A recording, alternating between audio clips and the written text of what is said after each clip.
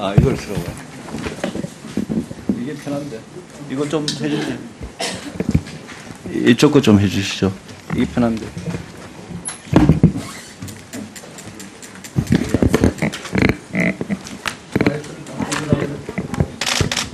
예, 이걸 하겠습니다. 예. 예. 우리 후보자님 축하드립니다. 예. 그 부총리 겸 기재부 장관이 되시면 중심을 잡고 네.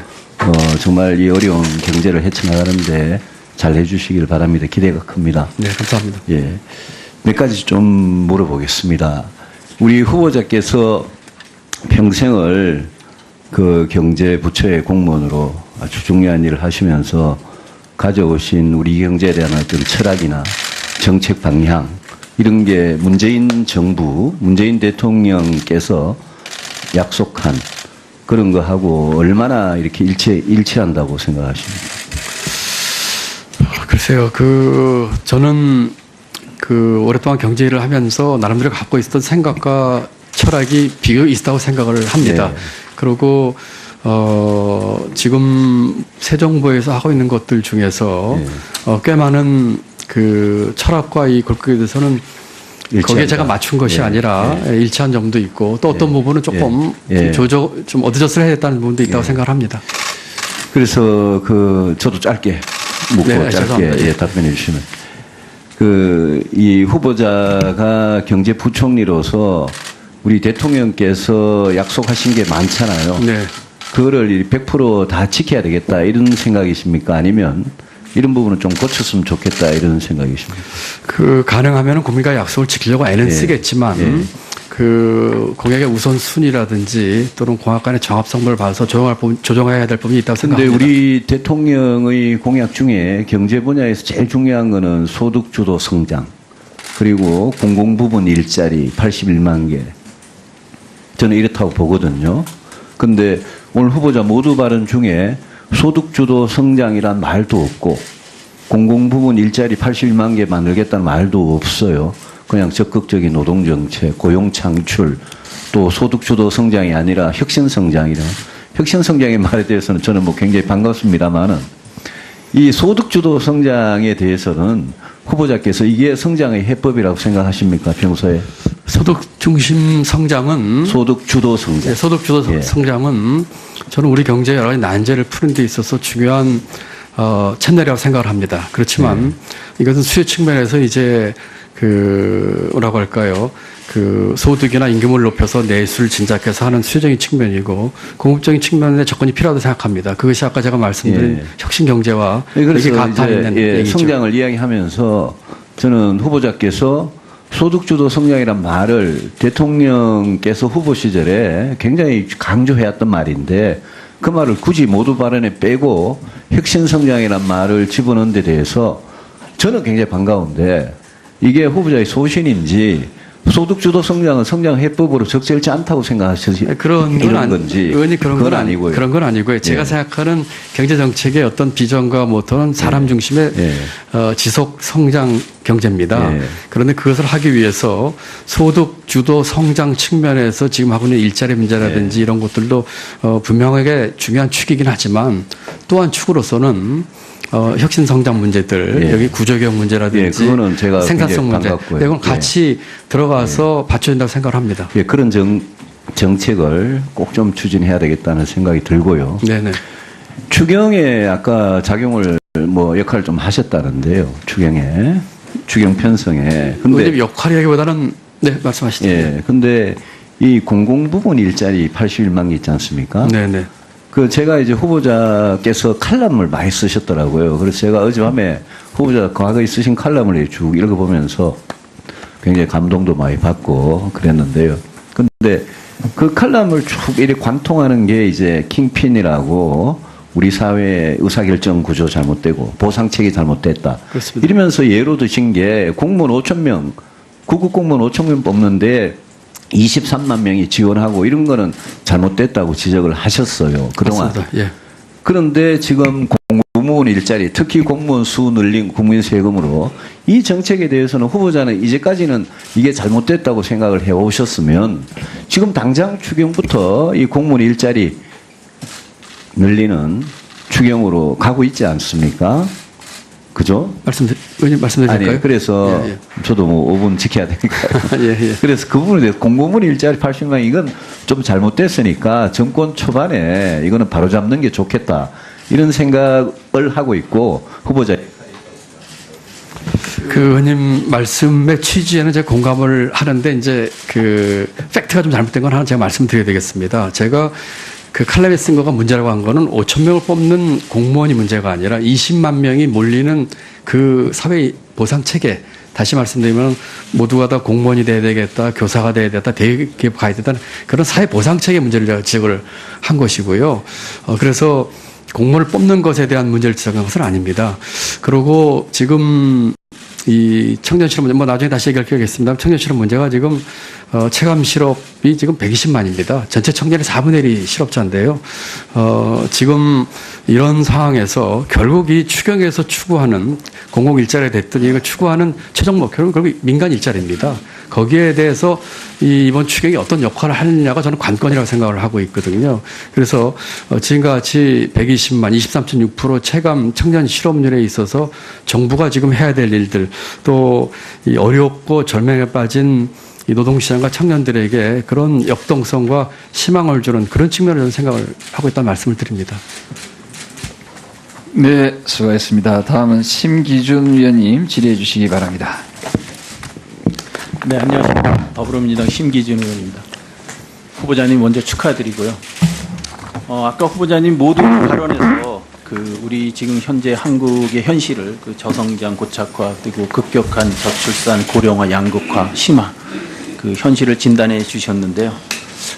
거기에 대해서 뿐만 아니라 우리 4차 산업혁명 등으로 새로운 도전이 과시화되고 있고 그다음에 변화의 충격이 더욱 가중될 가능성이 있다고 봅니다. 이에 대해서는 어떻게 동의하십니까? 네, 동의합니다. 후보자님 한번 화면을 좀 봐주시기 바랍니다. 2006년과 2016년 10년간의 대한민국 지표 변화를 정리해 봤습니다. GDP 1인당 국민소득, 월 가계소득 등 양적 성장은 어느 정도 이루어졌지만 우리가 질적 성장은 전혀 이루지 못했다는 지표가 지금 말해주고 있습니다.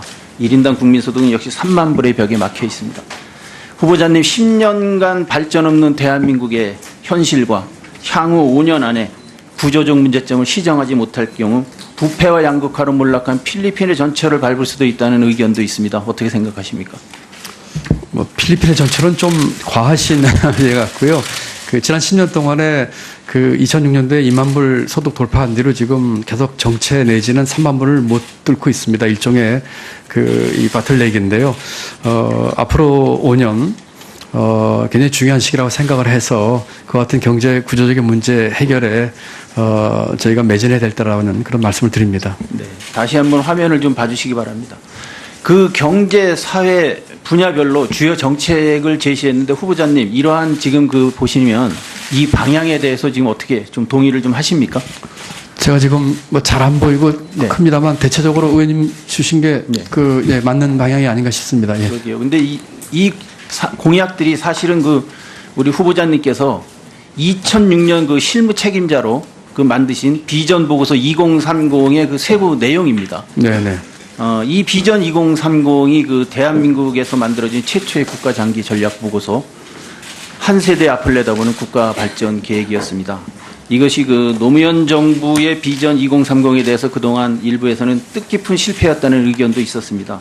그런데 이것이 어쨌든 정치적으로는 폐기됐을지 모르지만은 새로운 출발을 위한 그러한 디딤돌로서 비전 2030을 다시 부활시켜야 한다는 의견도 있습니다. 후보자님 어떠십니까? 비전 2030은 그 당시 제가 주무국장으로서 실무 책임을 졌던 작업입니다.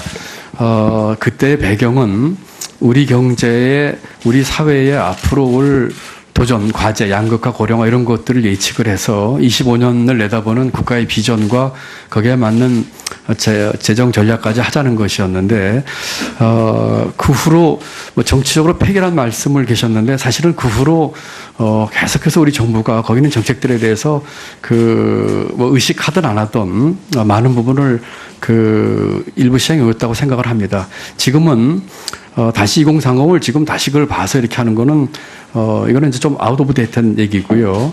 다만 말씀하신 취지가 새로운 도전 과제 또 그때 해결하지 못한 도전 과제를 해결하기 위해서 뭔가 좀 중장기적인 비전과 전략을 가져야 되지 않겠느냐 하는 측면에서는 동의 말씀드립니다만 2030 보고서를 지금 다시 이렇게 그대로 쓰는 것은 아니라는 생각이 듭니다. 다시 화면을 한번 보시겠는데요. 지금 보시는 것처럼 문재인 정부의 공약은 비전 2030에서 추구하던 정책 방향과 상당히 동일합니다. 지금 결국 문재인 정부의 소득주도 성장 정책이 성공을 거두기 위해서는 비전 2030과 같이 이념과 세대를 뛰어넘는 그러한 국민적 공감대를 얻을 수 있는 장기 국가 종합 전략이 필요하다고 생각이 됩니다. 이 장기 국가 종합 전략이 필요하다는 데 대해서는 어떻게 생각을 하십니까? 동의합니다. 동의. 한 말씀 네. 올려도 될까요? 예. 비전 2030을 많은 분들이 보고서를 보시면은 가장 중요한 것이 비전 2030에 담겨 있는 철학입니다. 그 철학은 첫 번째가 제도 혁신입니다. 두 번째가 그다음에 선제적 투자거든요. 많은 분들이 뒷부분을 강조를 하시는데요. 앞부분에 있을 제도 혁신 부분이 되면서 그러면서 이 선제적 투자가 돼야지 우리가 희망하는 비전 달성의 국가로 갈 수 있다는 두 가지 틀이 있는데 이 제도 혁신 부분 예를 들어서 그때 제기했던 것이 정년 연장 임금 피크제, 국민 직역연금 개편, 복지전달 체계 개편, 학제 개편, 서비스 산업 경쟁 이런 것들이거든요. 그래서 두 가지 축 중에서 특히 제도 혁신 쪽, 그다음에 그것을 뒷받침하기 위한 선제적 투자 이 두 개를 같이 좀 봐주시면 균형 잡히게 볼 수 있을 것 같습니다.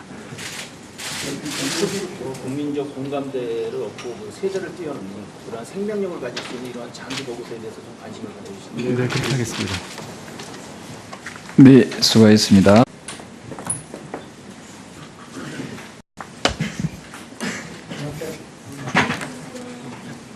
이걸 쓰라고요.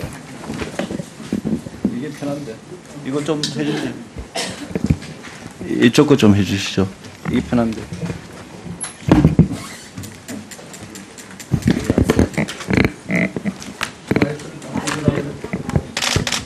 예, 이걸 하겠습니다.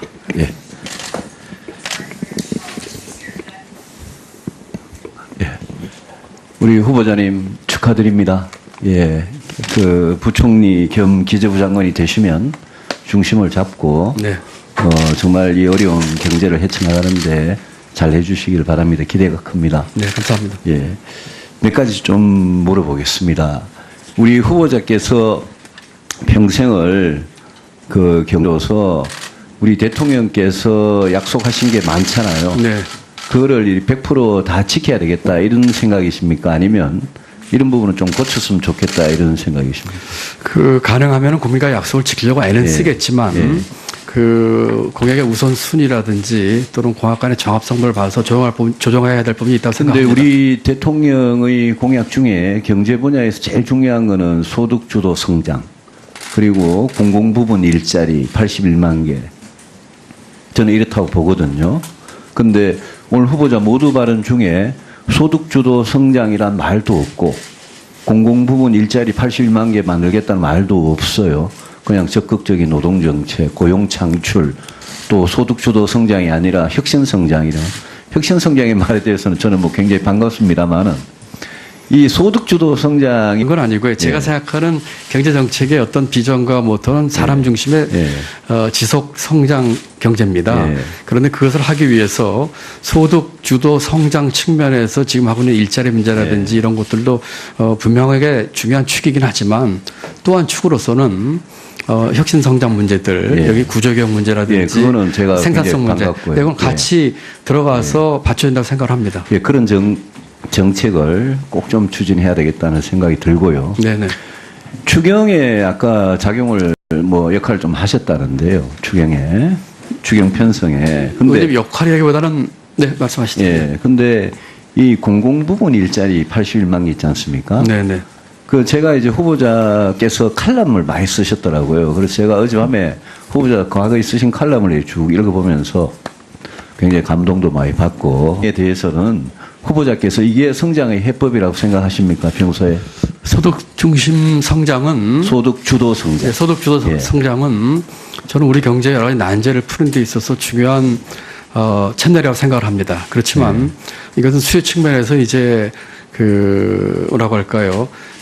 소득이나 임금을 높여서 내수를 진작해서 하는 수요적인 측면이고 공급적인 측면에 접근이 필요하다고 생각합니다. 그것이 아까 제가 말씀드린 혁신 경제와 이게 가타 있는 얘기죠. 성장을 이야기하면서 저는 후보자께서 소득주도 성장이란 말을 대통령께서 후보 시절에 굉장히 강조해왔던 말인데 그 말을 굳이 모두 발언에 빼고 혁신성장이란 말을 집어넣은 데 대해서 저는 굉장히 반가운데 이게 후보자의 소신인지 소득주도 성장은 성장 해법으로 적절치 않다고 생각하시는 그런 건지 의원이 그런 그건 건 아니고요. 그런 경제부처의 공무원으로 아주 중요한 일을 하시면서 가져오신 우리 경제에 대한 어떤 철학이나 정책 방향 이런 게 문재인 정부, 문재인 대통령께서 약속한 그런 거하고 얼마나 이렇게 일치한다고 생각하십니까?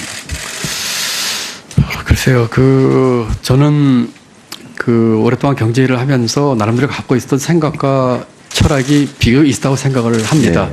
그리고, 지금 새 정부에서 하고 있는 것들 중에서, 꽤 많은 철학과 이 골격에 대해서는 거기에 제가 맞춘 것이 아니라 일치한 점도 있고 또 어떤 부분은 조금 좀 어드저스를 해야 됐다는 부분도 있다고 생각을 합니다. 그래서 저도 짧게 묻고 짧게 죄송합니다. 답변해 주시면 이 후보자가 경제부총리